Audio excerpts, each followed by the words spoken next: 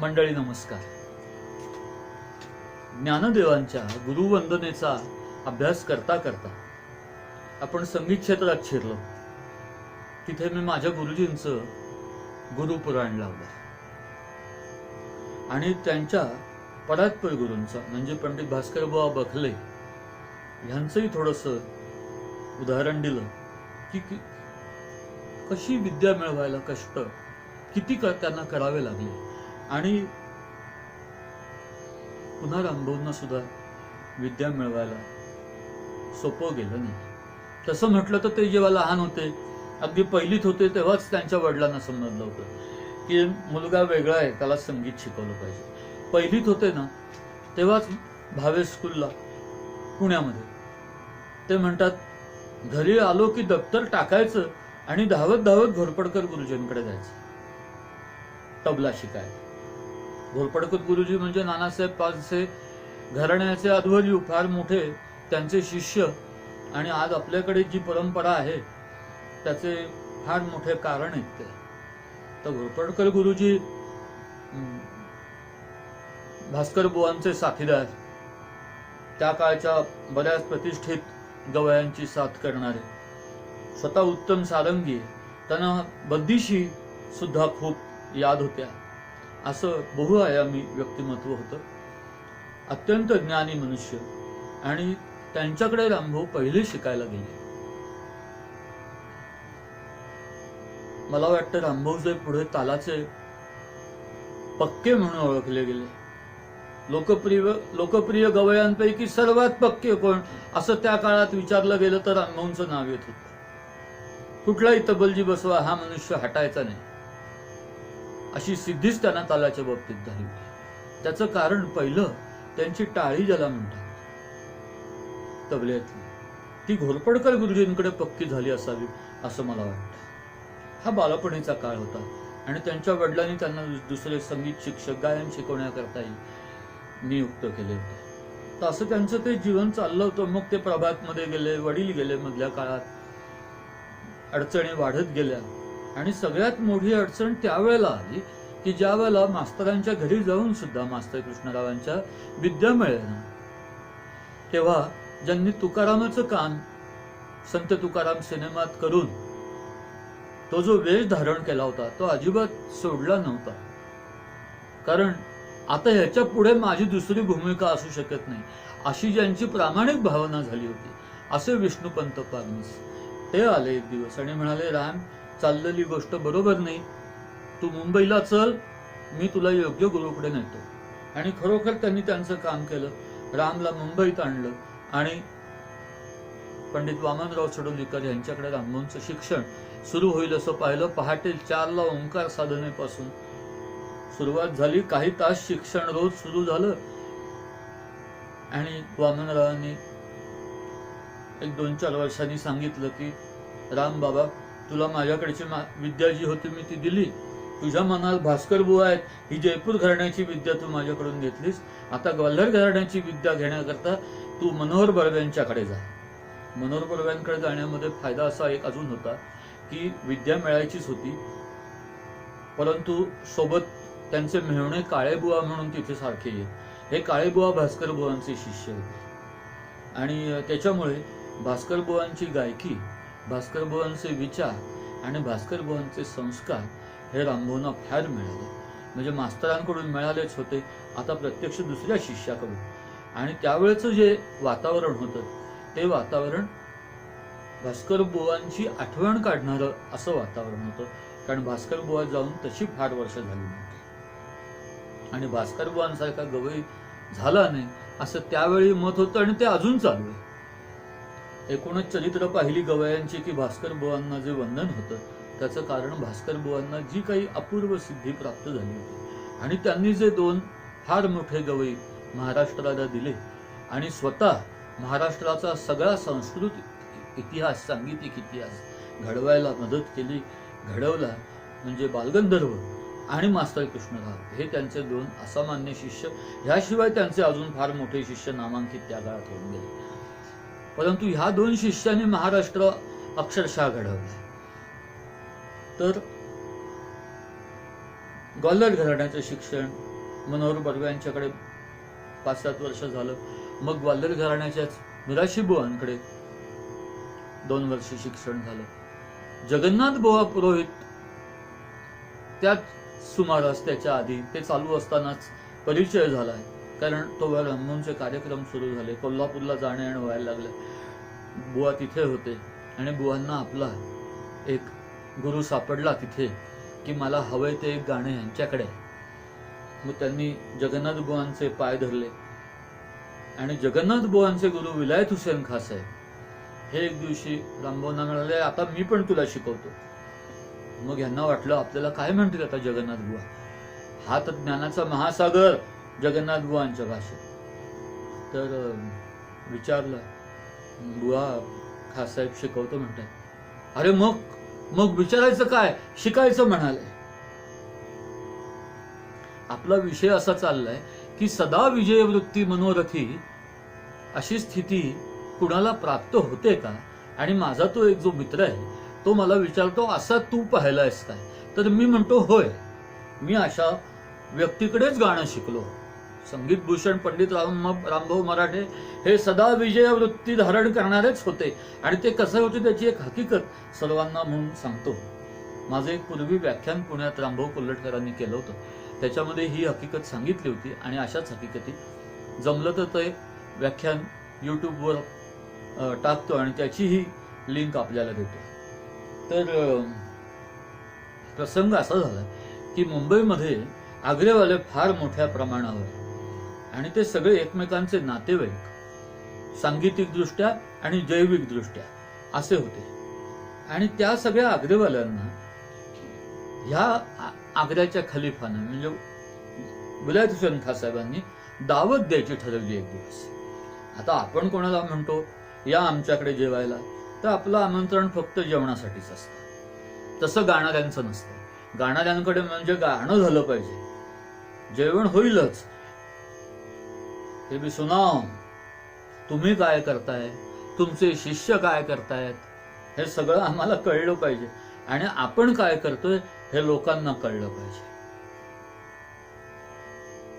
दुपारी 3 वाजता कार्यक्रम सुरू झाला आणि जगन्नाथ बुवांनी आपला पहिला एक शिष्य गायला बसवला. आता दुर्दैवाने त्या दिवशी त्या शिष्याचा दिवस नव्हता. ते गाणं काही जमेना. आणि किती म्हटलं तरी असं होतंय हे विलायत हुसेन खां साहेबांना बरं वाटेना. ते उठून जगन्नाथ बुवांकडे म्हणाले, अरे हे काय चाललंय, असं काय गातो हा. जगन्नाथ बुवा सुद्धा बेचैनच झालेले होते. त्याने रामभाऊंना बाजूला घेतलं, म्हणाले, खासाहेब जरा नाराज झालेले. रामभाऊंनी काय म्हणावं. रामभाऊ म्हणाले, असू दे, त्याचं गाणं होऊ दे, मला बसवा तुम्ही, मी पाहतो काय ते. बघा काय आत्मविश्वास. काल आपला विषय झाला होता, अहंकार कशाला म्हणतात. मी करून दाखवे याला अहंकार असं म्हणतात. ही चांगली गोष्ट आहे, असं माणसाला माहिती हवं, असा माणसाला आत्मविश्वास हवाय. आज प्रसंग आहे, आपले खासाहेब नाराज झाले, त्यांना खुश करण्यापर्यंत जायचंय म्हणजे प्रवास मोठा आहे. जगन्नाथ बुवा हे उत्तम गुरुजी आहेत, हे त्यांच्या शिष्यानं जगन्नाथ बुवांच्या गुरूंना आणि अन्य मंडळींना एक से एक बडकर थोर मंडळी समोर, सामान्य श्रोते नाहीत, अशा लोकांपुढे सिद्ध करायचंय. आणि रामभाऊ म्हणतायत, बुवा त्याच्यानंतर मला बसवा, मी बघतो काय ते. आणि त्याप्रमाणे रामभाऊ बसले आणि राग धनाश्री आग्रेवाल्यांचा खास सुरू केला आणि वातावरण एकदम बदलून गेलं. खासाहेब खुश झाले आणि सगळ्यांसमोर म्हणाले, ये तो मेरी छबेगा आ रही है. तर ह्याला अहंकार असं म्हणतात आणि ह्यालाच विजयी वृत्ती असं म्हणतात.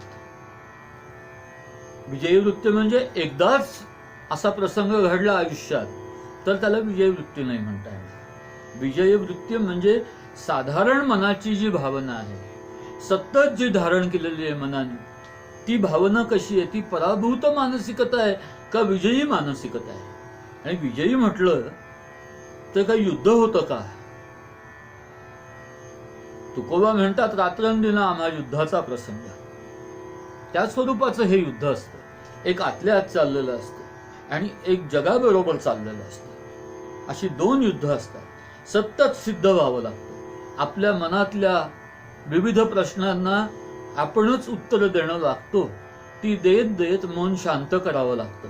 काही लोकांचं तुम्ही पाहाल की त्यांना सारखे प्रश्नच असतात आयुष्यभर. हे बरोबर नाही, हे असं का, हे तसं का. कधी त्यांना भेटलं की त्यांना प्रश्न पडलेले असतात. त्यांच्या चेहऱ्यावर प्रश्न असतो, त्यांच्या बोलण्यात शब्दात प्रश्नच असतात. प्रश्न बरोबर असतात, पण असं नको का व्हायला की आयुष्यात त्या प्रश्नांचा शोध घेता केव्हा तरी निवृत्ती झाली, असं नको का व्हायला. जो विज्ञानी मनुष्य आहे तो एखाद्या वस्तूच्या मुळाशी जायचा प्रयत्न करतोय आणि त्याचं कार्य अधुरं राहिलं अशी समजा एक गोष्ट असेल तर ती गोष्ट आणि त्याला पडणारे प्रश्न आणि सामान्य माणसाला उगीचच पडणारे प्रश्न ह्याच्यात फरक आहे. आपल्या विषयाचा अभ्यास करत असताना त्यात खोलवर जात असताना जे प्रश्न पडत असतात आणि त्याची जी उत्तरं आपल्याला मिळत असतात ती वेगळी प्रक्रिया आहे. इथे विषय काय चाललाय की जगावं कसं, ह्या प्रश्नावरचं उत्तर आपल्याला शोधायचं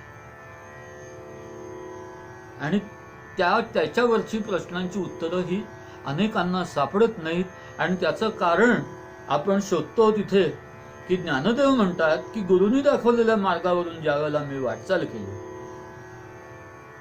त्यावेळेला मी विजय वृत्ती धारण करता झालो. म्हणजे पराभूत मानसिकता जी होती ती नष्ट झाली. आपण जिंकलो अशी भावना आहे. हा जो विजय आहे तो त्यांनी मिळवलाय आपल्या कामावर, म्हणजे आपल्याला होणाऱ्या सततच्या इच्छा, त्यांची होणारी पूर्ती, त्या पूर्तीतून मिळणारं सुख आणि न होणारी पूर्ती, न होणाऱ्या पूर्तीतून मिळणारं दुःख. गाणाऱ्यांना काय असतं बघा की लोकांनी टाळ्या वाजवल्या की सुख होतं आणि कुणी जर असं वाईट बोललं की आज नाही छान वाटलं तुमचं गाणं की भयंकर दुःख होतं. तर समजा हे सुख झालं आणि दुःख झालं तरी ते किती वेळ पाहिजे तर एक क्षण. दुसऱ्या क्षणाला माणसाने जागेवर आलं पाहिजे की मला माझ्या गुरुजींनी गाणं शिकवलेलं आहे. ही वेळेची गोष्ट होती. त्या वेळेला एखाद्या वेळेला सगळं जुळून येत नाही एवढ्या पुरती ती गोष्ट होती.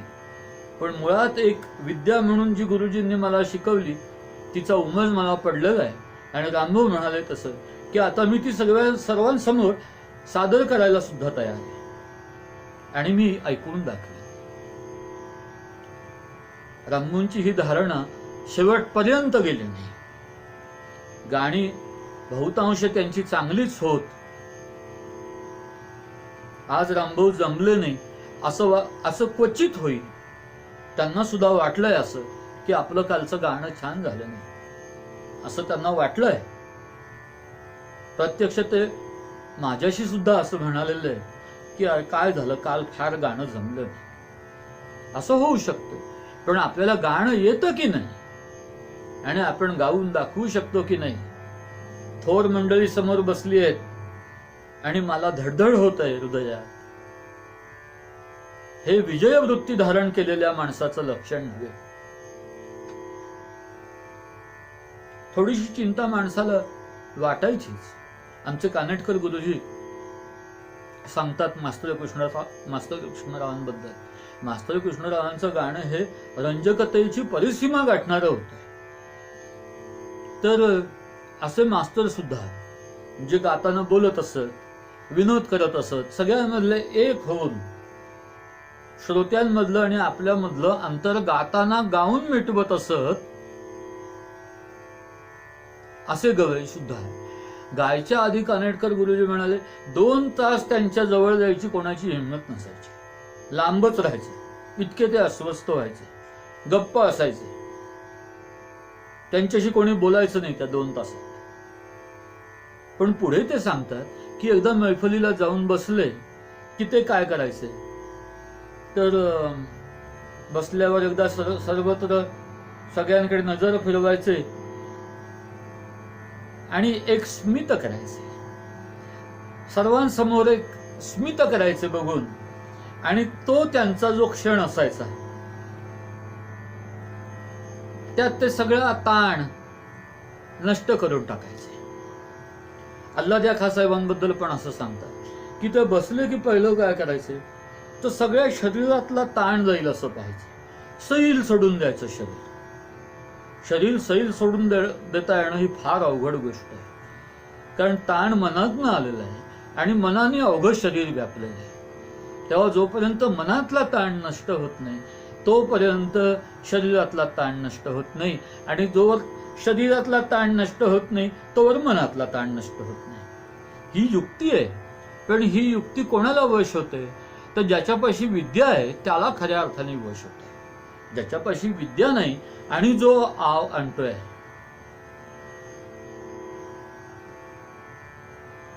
त्यांनी कितीही आपली मूठ 1.25 लाखाची झाकायचा प्रयत्न केला तरी थोड्या वेळाने ती उघडी पडणारच असते आणि त्यालाही माहिती असते.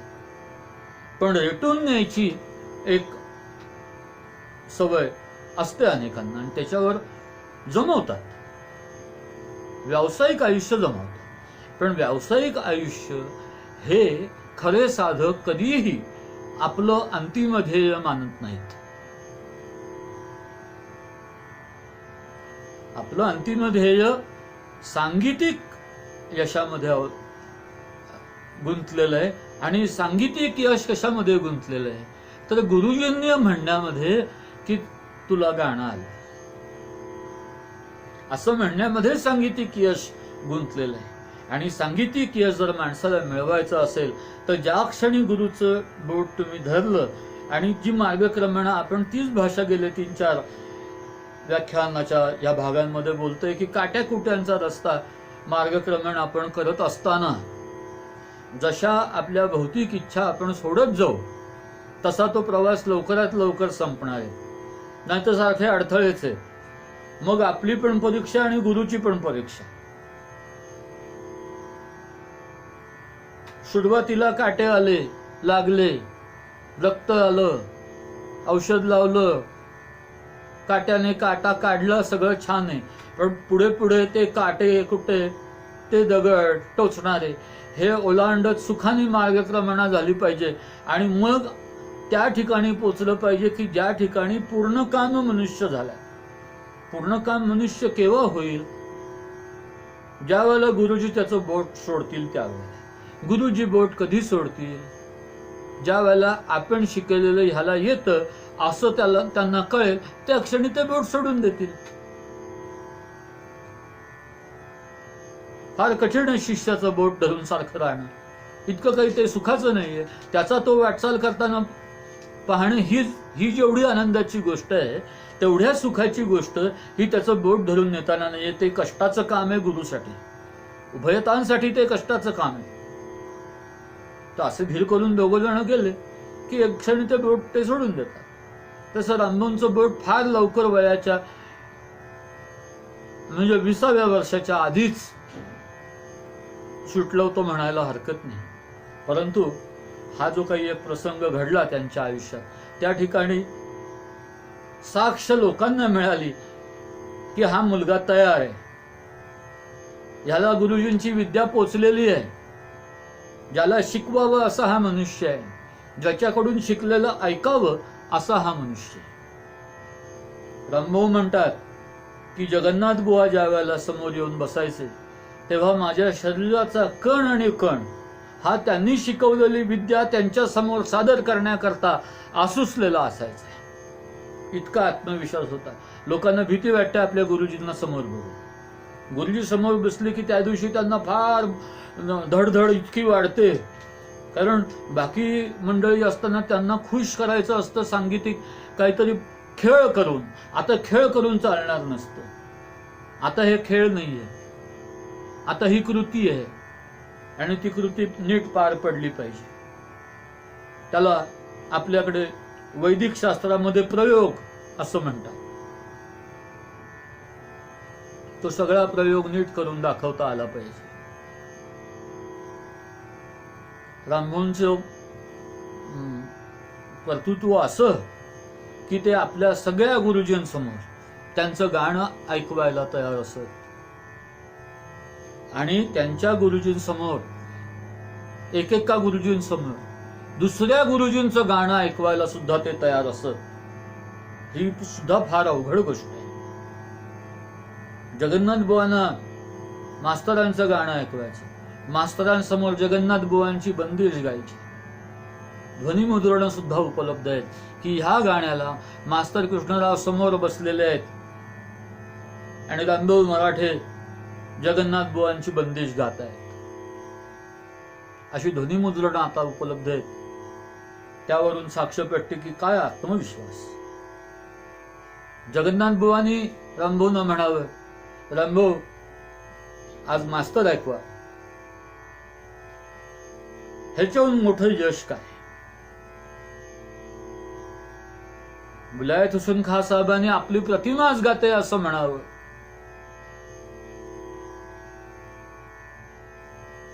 असं आपल्या गुरुजींना खुश केलेला हा शिष्य होता. बालगंधर्व असे होते. बालगंधर्व नाटकात गाऊ लागल्यावर आणि भास्कर बुवांनी स्वयंवर नाटकाला संगीत दिल्यानंतर त्यात स्वकुल तारक सुद्धा हे भिंपलासातलं पद, भिंपलासामध्ये शुद्ध निषाद नाही आणि बालगंधर्व लावायचे. अल्लादिया खां साहेबांकडे म्हणजे त्यांच्या परात्पर गुरूंकडे तक्रारी गेल्या, तुम्ही भास्कर बुवांना शिकवता, भास्कर बुवा नारायणाला शिकवतात आणि तो काय करतो, तो रंगमंचावर उभा राहून रागाची मोडतोड करतो. हे बरोबर नाहीये. एवढंच नव्हे तर खासाहेब तुमची बंदिश सूरसंगत रागविद्या तिलकामुदातली भास्कर बुवांनी वापरली, स्वयंवरात मम सुखाची ठेव करून टाकली तिला. ते पण नारायण गातो. सगळं नाटक करून टाकलं या भास्कर बुवांनी. असं अभिजात संगीताचं बाजारीकरण नाही व्हायला पाहिजे. आणि आपण खासाहेब आहात, आपल्याला सर्वजण मानतात. आपण जी काय कान उघडणी करायची ती भास्कर बुवांची करायची, केली पाहिजे. अशा तक्रारी आल्यावरती मग खासाहेबांनी भास्कर बुवांना बोलावणं पाठवलं आणि विचारलं, भास्कर प्रकार काय, हे लोक सांगतात हे खरं आहे का. भास्कर बुवा म्हणाले, खासाहेब ह्याचं उत्तर नारायण गाऊन देईल. आपण स्वयंवराच्या प्रयोगाला यावं. खासाहेबांनी मान्य केलं. गाणाऱ्याची परीक्षा जास्त बोलून नाही करायची, ऐकून करायची. बघा भास्कर बुवांना काय आत्मविश्वास आहे, आपण केलंय ते योग्य आहे. शिष्याबद्दलचा विश्वास काय आहे. गुरुजींना सांगतायत माझ्या शिष्याचं गाणं ऐकायला आहे.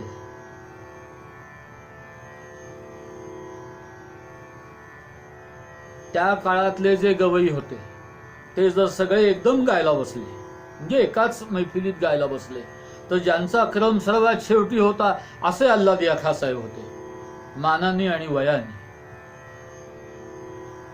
ते अल्लादिया खां साहेब गंधर्व कंपनीच्या स्वयंवराच्या प्रयोगाला आले. नारायणरावांनी त्यांच्यासाठी विशेष खुर्ची सजवून ठेवली होती. त्यावर स्थानापन्न झाले आणि बालगंधर्वांचा स्वकुल तारक सुतामध्ये तो शुद्ध निषाद लावण्याचा प्रयोग झाला आणि खासाहेब मोहरून गेले. गाणं व्याकरणात अडकवून ठेवायचं नसतं. व्याकरण जे आहे ते गाण्यासाठी आहे, ते गाण्यावरून केलेले नियम आहेत. ते वापरून माणसांनी स्वतःला घडवायचं, स्वतःचं मन घडवायचं. एक क्षण असा यायला हवा की जेव्हा तो गवई व्याकरणावर राज्य करेल. देवधर मास्तरांनी भास्कर बुवांवरती लिहिलंय की 40-42 वयाचे असताना भास्कर बुवा अशा अवस्थेला पोचले की रागाचे नियम काय हे का ते ह्याचा विषय त्यांच्या मनात राहिलेला नव्हता. त्यामुळे ती विद्या सगळी पोचली होती बालगंधर्वांच्याकडे. शुद्ध निषाद लावायचा, केव्हा लावायचा, कुठे लावायचा, कसा लावायचा. मम सुखाची ठेव हे सुरसंगत रागविद्या ह्या पुढे अजरामर झालेल्या आणि घराण्याच्या भिंती ओलांडून गेलेल्या तिलक कामोदातल्या अप्रतिम बंदिशीची तिकडे झालेलं रूपांतरण ते खासाहेबांनी नारायणरावांनी सुरू केलं. खासाहेब उभे राहिले, म्हणाले, भास्करा, माझ्या चिजेचं सोनं झालं.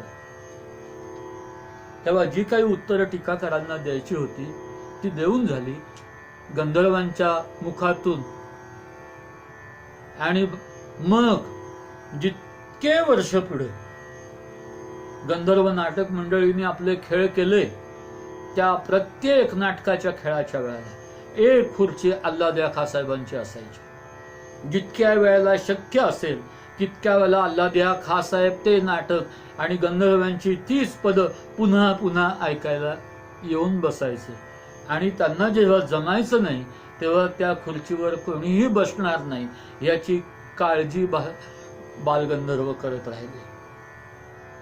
कोणीही कितीही पैसे द्यावे आणि म्हणावं ह्या खुर्चीचं तिकीट आम्हाला द्या, नाही, ह्या खुर्चीचं मोल करता येत नाही.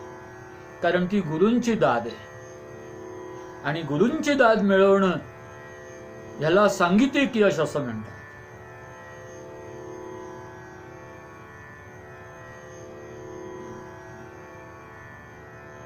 गजानन बुवांनी आपल्या हकीकतीत सांगितलंय, प्रसंग आला फैयाज खा साहेबांसमोर गायचा.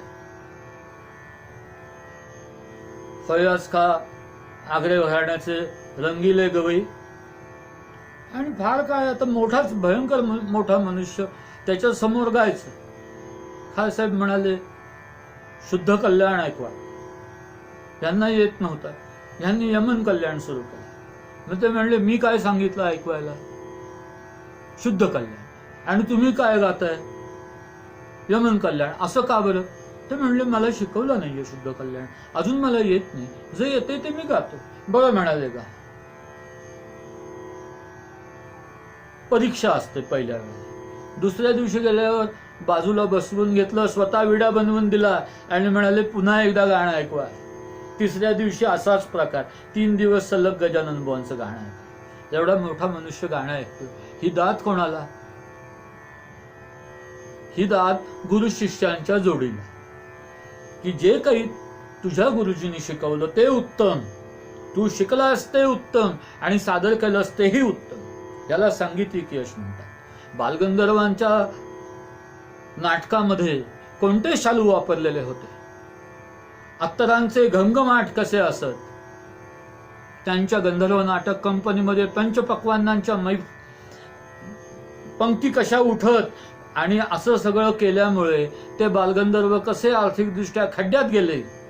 मग त्यांना गोरबाईशी कसं लग्न करावं लागलं आणि त्यांचा जो पाय रुतलेला होता तो कसा वरती आला नाही आणि वृद्धपणी सुद्धा त्यांना नाटकात भूमिका कशा कराव्या लागल्या याची वर्णन करणारे अनेक लोक आहेत. कारण ह्या भौतिक गोष्टी आहेत आणि ह्या सगळ्यांना समजतात.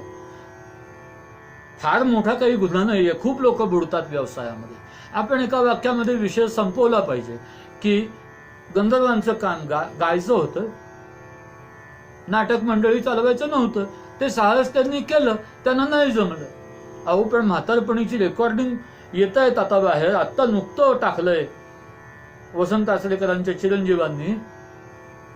अगदी म्हातारपणीचं रेकॉर्डिंग आहे, वसंत आचरेकर साथीला आहे आणि हा म्हातारा मनुष्य उचलून आणावा लागतोय कारण अर्धं अंग लुळं पडलंय आणि हा मनुष्य गातोय. अहो, अशी बंदिश कोण गाऊन दाखवेल काय? सर्वांनी ऐका, म्हातारपणीचं गाणं ऐका. तरुणपणीच्या रेकॉर्ड आहेत त्यांच्या 1905 सालच्या, त्या पण बघा.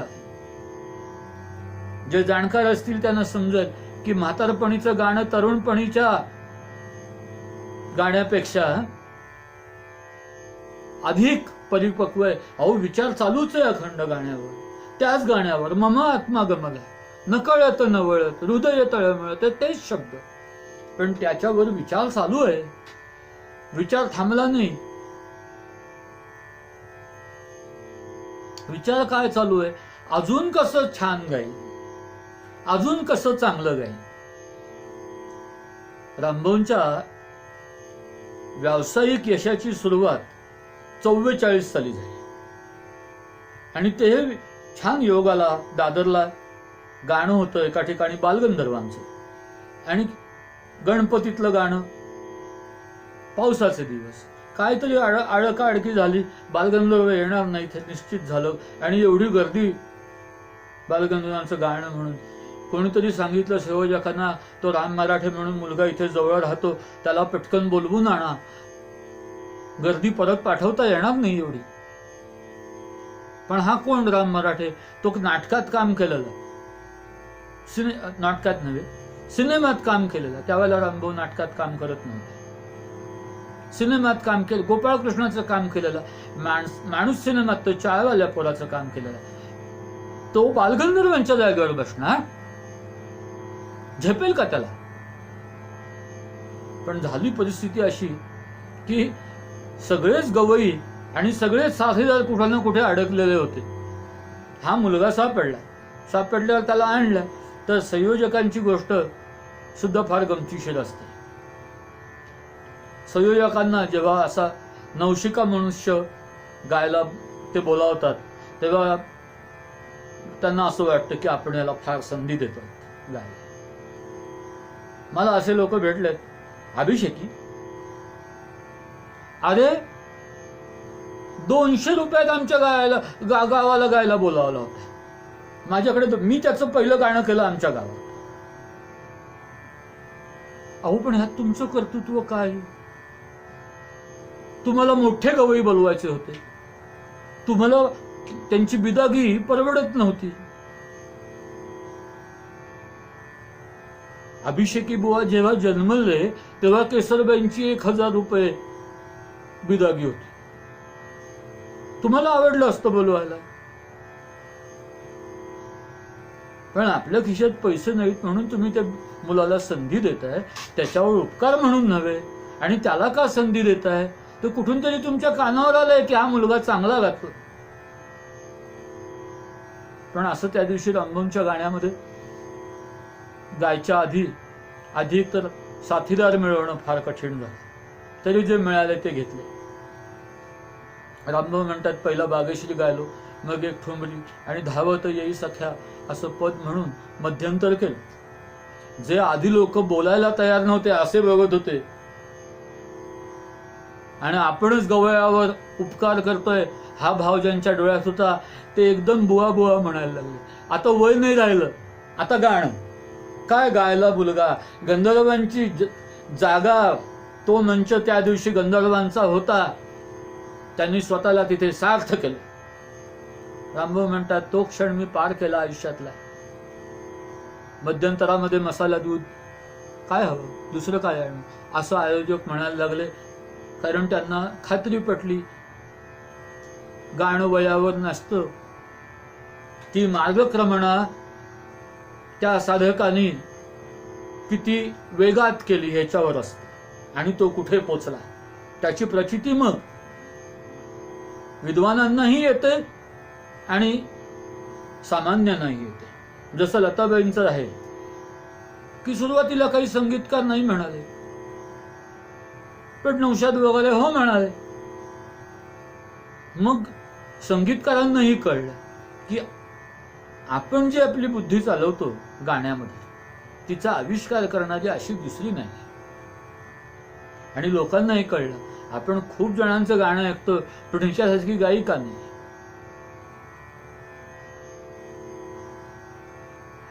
निसर्गतः गुण असतात माणसाकडे, पण ते अभ्यासाने पक्के करावे लागतात. नवीन गुण त्याच्यात आणून बसवावे लागतात. सारखं शिकावं लागतं. विद्यार्थी वृत्ती धारण करावी लागते. आणि विद्यार्थी वृत्ती आणि सकामता या गोष्टी एकत्र नांदू शकत नाहीत. ज्याला गुरुजींकडे जाता जाता रस्त्यावर वडापाव खावासा वाटतो, पोट भरलेलं असलं, घरी जेवून निघाला असला तरी, तो मुलगा उत्तम गाणारा होण्याची शक्यता फार कमी आहे. आणि आपल्याकडे कशाचा मोह असतो लोकांना, तर लवकरात लवकर आपल्याला नाव कसं मिळेल आणि टाळ्या कशा पडतात. गुरुजींकडे शिकायचं म्हणजे असं सांगता आलं पाहिजे ना. आपण गाणं शिकतोय, लोक विचारतात कोणाकडे गाणं शिकतो, मग मी आमच्या ढमक्याकडे गाणं शिकतो म्हटलं की गप्प बसतो. गाणं आलंच पाहिजे असं नाही. गाणं येतच आहे आपल्याला, आणि जेवढं काही येत आहे त्याच्यावरती टाळ्या मिळतात. गवयाचा जन्म तसा दुर्दैवाचा आहे. कारण थोडं जरी गायलं तरी त्याचं कौतुक होतं. असा गवईच नाही की जो लहानपणी गात होता आणि त्याचं कौतुक झालं नाही, असं गवईच जगात नाही. असे बरेच आहेत की ज्यांचं लहानपणी कौतुक झालं आणि नंतर जे गायलेच नाहीत. असे खूप आहेत. लहानपणी कौतुक होत होतं, नंतर थोडंफार कौतुक होत राहिलं, असेही बरेच आहेत. लहानपणी कौतुक होत होतं, मोठेपणी सुद्धा कौतुक होत होतं, असेही आहेत. पण ज्याला गुरुची दाद मिळत राहिली, आणि गुरुची दाद मिळाल्यामुळे आणि अशा तऱ्हेने देहाचे चोचले न पुरवता संगीत देवतेचं जे तुष्ट करण्याकरता जी काही साधना करायला पाहिजे ती ज्यांनी केली, त्यांना मग ह्या बाकीच्या उपभोगांकडे मन त्यांचं राहिलं नाही. मी ज्या वेळेला रामभाऊंना पाहिलं तेव्हा त्यांच्या आयुष्यातला व्यावसायिक भर हा उतरलेला होता. 44 ते 74 हा रामभाऊंचा 30 वर्षाचा कालखंड आहे, ज्यात ते 90 वर्षाचं आयुष्य जगले असं म्हणता येईल. त्याबद्दल पुन्हा कधीतरी बोलू. पण मी पाहिलं त्या काळात त्यांना व्यावसायिक अंग त्यांचं जे होतं ते उतरलेलं होतं. त्यांना मान होता, पण रोज मैफली चालल्या आहेत, रोज नाटक चाललंय असं नव्हतं. परंतु तुम्हाला सांगतो की ह्या माणसाच्या चेहऱ्यावर कधीही मी अशांतता पाहिली नाही. त्यांच्या तोंडून कधीही असा शब्द गेला नाही की माझी गाणी नाही होत हल्ली, मला पैसे नाही मिळत, मला कोणी बोलवत नाही. ते त्यांच्या चिंतनात मग्न असत. आणि त्यांचं त्याच काळात एका दिलेल्या मुलाखतीत वाक्य आहे, माझा सुराचा शोध हा चालू आहे आणि तो अखंड चालू राहील. हा कसला शोध असतो? लोकमान्य टिळकांना नागपूरमध्ये एकदा सन्मान म्हणून कुण्या गवयाचं गाणं, फार मोठ्या गवयाचं गाणं ठेवलं त्यांच्यासाठी आणि ते बसलेले. आता लोकमान्य हा कसा मनुष्य बघा, की ज्याला तो लहान मुलगा नारायण राजहंस नावाचा जेव्हा त्यांच्या समोर आणला तेव्हा ते म्हणाले, हा नारायण नाही, हा गंधर्व आहे, बालगंधर्व, हा बालगंधर्व आहे. आणि काही दिवसांनी पुन्हा आणलं, ह्या मुलाला ओळखता का? हो हो म्हणाले, हा मागे नव्हता का भेटला, बालगंधर्व आहे. असं बालगंधर्वांना बालगंधर्व नाव मिळालं. म्हणजे लोकमान्यांचे कान काय असतील, त्यांना एक क्षण लागतो कळायला. लोकांना 100 वेळा त्यांचं गाणं ऐकून जे समजत नाही ते यांच्या गळ्यातून एकदा सूर निघाला की लोकमान्यांना कळतं की आपल्या समोर आलेली व्यक्ती ही काय उंचीची आहे. तसं गायला बसल्यावर एखादा गवई गायला बसला, लोकमान्य समोर बसले, त्यांना कळून गेलं हा किती उंचीचा आहे. आता पुढचा जो काही विस्तार चालू आहे तो ऐकणं आणि न ऐकणं ही महत्वाची गोष्ट नाही. अशी लोकमान्यांची कुणाच्याही गाण्यात बसल्यावर अवस्था असे. तर शेजारचा मनुष्य त्यांना म्हणतो, आपण गाणं ऐकत नाही असं दिसतं. काय उत्तर द्यावं लोकमान्यांनी? अहो म्हणाले, हा जीव आहे ना, तो भगवंताच्या गीतात रमलेला आहे. मानवी गळ्यातून येणारे सूर त्याला फार काळ मोहित करू शकत नाहीत. त्याचा अर्थ असा की त्यांचं भगवद्गीतेचा जो अभ्यास आणि त्यावरचं जे चिंतन चालू होतं, लोकमान्यांच्या आयुष्यातला सर्वात मोठा भाग हा भगवत चिंतनाचा, म्हणजे भगवंतांनी दिलेल्या शिकवणुकीचा, आणि ती शिकवणूक सतत आपल्या आचरणात आली पाहिजे आणि राहिली पाहिजे या विषयाचा आहे. आपण त्यांना स्वराज्याचा लढा उभा करणारे, पहिले ब्रिटिशांशी लढणारे असे म्हणून ओळखतो. ती ओळख चुकीची नव्हे, पण त्याच्या पलीकडची ओळख अखंड भगवंतांचं चिंतन करणारे, भगवत चिंतन करणारे असे लोकमान्य. त्यांनी जे उत्तर दिलं, मी रमलेलो आहे म्हणाले, आता हा गळा मला काय भुलवणार. त्यांनी जे कार्य अंगावर घेतलेलं आहे ते असामान्य कार्य अंगावर घेतलेलं आहे. सामान्य मनुष्य विचार नाही करू शकत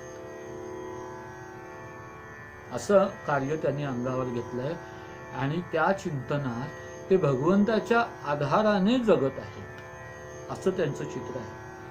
ते पूर्ण काम आहे, त्यांना दुसरी इच्छा राहिलेली नाही. भारताला स्वातंत्र्य मिळावं ह्याच्या पलीकडे त्यांना इच्छा नाही. ते जायच्या आधी एकदा चर्चा झाली एका जवळच्या माणसासोबत, तेव्हा एक गुह्य ते बोलून गेले. ही रोज बोलायची गोष्ट नसते, ही सांगायची ही गोष्ट नसते. ते म्हणाले, अहो 40 वर्ष झाली मला स्वप्नच पडलेलं आहे. स्वप्न सकामतेमधून पडतात.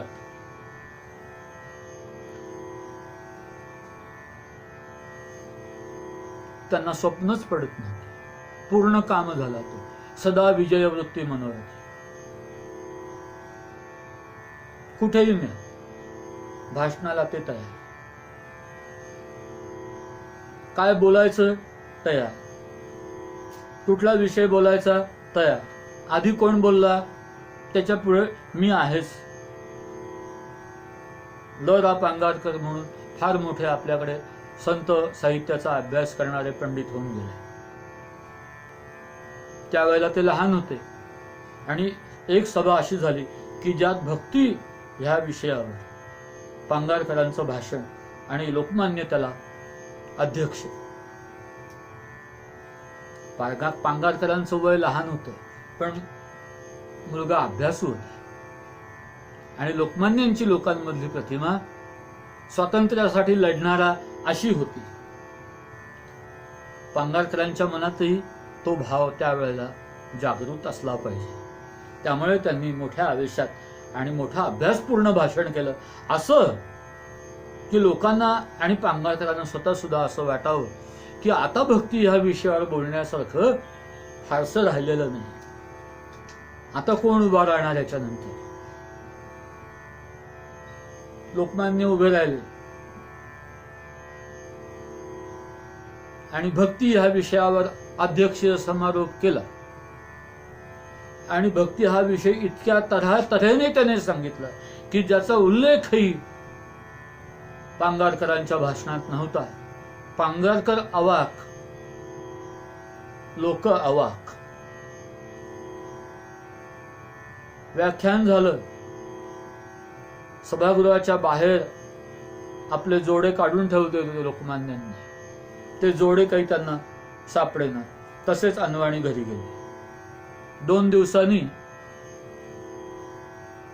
एक पुडक भेट म्हणून आलं. ते उघडून पाहिलं तर आतमध्ये चपलांचे नवे जोड, आणि त्यासोबत पत्र. ल रा पांगारकरांनी लिहिलेलं. आपलं भाषण ऐकलं, मला क्षमा करा, पण आपले जोडे मी चोरले. ते आता माझ्या देवघरात देवपूजेत आहेत. परंतु आपली गैरसोय होऊ नये म्हणून दुसरे पाठवत आहे त्याचा आपण स्वीकार करा. सदा विजय वृत्ती मनोरथी असं माणसांनी झालं पाहिजे. मला माझ्या गुरुजींनी शिकवलं ते मी गाऊन दाखवलं. आज उत्तम रंग जमेल, उद्या थोडा कमी जमेल, पण माझ्या गुरुजींना कमीपणा येईल किंवा माझे गुरुजी समोर बसले तर दुःखी होतील, अशी परिस्थिती मी कधीही निर्माण होऊ देणार नाही. अशी ज्याची प्रतिज्ञा असते त्याला शिष्य म्हणतात, आणि अशी ज्याची साधना असते त्याला मग सिद्धी प्राप्त होते. आणि अशा सिद्धी प्राप्त केलेल्या माणसाला मग प्रसिद्धी ही फार मोठी अवघड गोष्ट नसते. रामभाऊनी आपल्या सत्कारात सांगितलं की कष्टाशिवाय सिद्धी नाही आणि सिद्धीशिवाय प्रसिद्धी नाही. आता आपण काही या गोष्टीशी सहमत होणार नाही, कारण खरी साधना केलेले आणि प्रसिद्धी न मिळवलेले असे लोक जसे असतात तशी खरी साधना करून प्रसिद्धी न मिळालेले सुद्धा लोक जगामध्ये असतात. परंतु ज्याला खरी प्रसिद्धी म्हणायची, जी कीर्ती, आज बघा ज्ञानदेव महाराजांची जी काही प्रसिद्धी म्हणायची म्हणजे जे काही नाव तुकोबांचे, त्याला कोण हात लावणार? जनपळ भर म्हणते हाय हाय, हे भारत आंब्यांचं वचन ज्यांना लागू होत नाही अशी ही मंडळी आहे. म्हणून ही सामान्यातली नव्हे. या अर्थाने शिवाजी महाराज हे दैवी पुरुष आहेत असं लोकमान्यांचं प्रतिपादन आहे. आणि आपलं प्रतिपादन असं असायला पाहिजे की ही मंडळी सुद्धा, ज्यांची आता आपण नावं घेतली, ही मंडळी सुद्धा तशीच आहेत की हे आहेत की नाहीत असा विषय असं नाही. गाणाऱ्यांनी समोर समजायचं की माझे गुरुजी समोर बसलेले आहेत, ते आता देहात असोत अथवा नसोत, आणि मगच गायला बसायचं. चुकलं चालेल, रंग नाही जमला चालेल, तालात एक मात्रा इकडे तिकडे झाली चालेल, आवाज आज काम करत नाहीये चालेल, पण सांगीतिक कृती जी केली तिच्यावरून आपले गुरुजी वरून खाली यायची तयारी करतील असं आपलं वर्तन असू नये. अशा माणसाला विद्यार्थी म्हणतात. आणि अशी विद्यार्थी जे असतात त्यांचे कष्ट प्राप्त केल्यावर जी मिळते तिला सिद्धी म्हणतात, आणि त्या सिद्धीमधून जी येते ती प्रसिद्धी असते. तर प्रसिद्धी नावाची जी गोष्ट आहे, कालिदासाचं मेघदूत, त्याला मरणच नाही. लोकमान्य फार उत्तम मेघदूत शिकवित असं म्हणतात. सांगायचा मुद्दा असा की थोर मंडळींची आपण आठवण करतो, गुरुजनांचं गुरुपौर्णिमेनिमित्त ही व्याख्यानमाला चालू आहे, स्मरण करतोय, दाखले दिले भास्कर बुवांचा, बालगंधर्वांचा, रामभाऊ मराठ्यांचा, लताबाईंचा, कोणाचे अनेकांचे दाखले देता येण्यासारखे. पण ही अतिशय विनम्र माणसे, आणि मी माझ्या गुरुजींबद्दल सांगितलं की शेवटच्या क्षणापर्यंत व्यावसायिक यशाचा संसर्गही शरीरातल्या एकही पेशीला ज्यांनी होऊन दिला नाही असे माझे गुरुजी होते. आणि विद्यार्थी वृत्तीचं उदाहरण माझे दुसऱ्या गुरुजींचं सांगतो.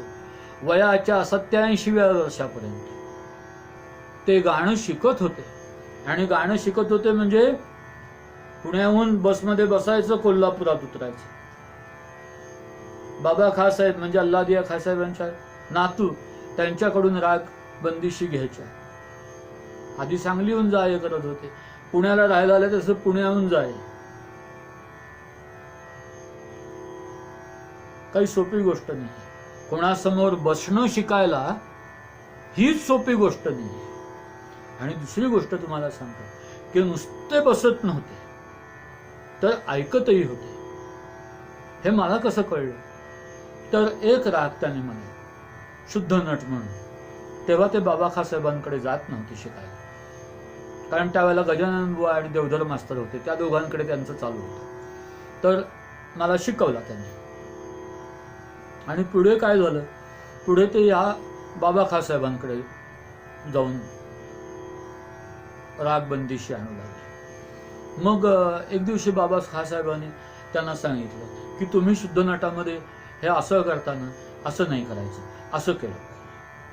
आता हे जे मला शिकवलं त्याच्या विपरीत होतं, तर ते त्यांनी आमच्या मंजुरी असणाऱ्याला शिकवलं. ते आम्ही ऐकलं. तर मी विचारलं, म्हटलं आप्पा ती असं कसं काय करते, तुम्ही असं गात नव्हता, तुम्ही असं नाही शिकवलं मला. ते म्हणले बाबांनी सांगितलं म्हणून केलं. आता खरं म्हणजे इतके हट्टी असतात हे ज्ञानी लोक की ज्यांना इकडची जागा तिकडे केलेली काही चालत नाही.